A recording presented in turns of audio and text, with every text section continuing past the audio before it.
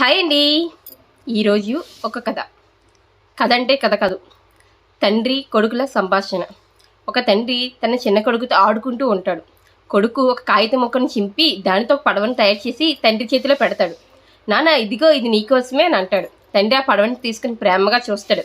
అది కేవలం చిరిగిన కాగితం ముక్కే, అయినా అందులో తన కొడుకు చేసిన ప్రేమ శ్రద్ధ కనిపిస్తాయి.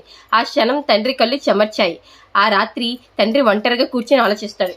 తన జీవితం కూడా ఒకప్పుడు చిరిగిన కాగితం లాంటిదే కదా అని ఆలోచిస్తాడు. ఎన్నో కష్టాలు, బాధలు, ఒంటరితనం, కానీ తన కొడుకు వచ్చిన తర్వాత ఆ కాగితం ఒక అందమైన పడవలా మారిపోయింది అని అనుకుంటాడు.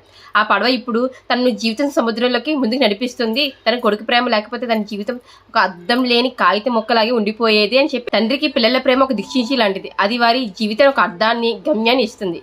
అనుభవిస్తే కన్నీళ్లు తెప్పించేది. తన కళలు మర్చి కొడుకు కళలు నెరవేర్చాలనే హృదయం, అదే తండ్రి హృదయం. నచ్చిందా?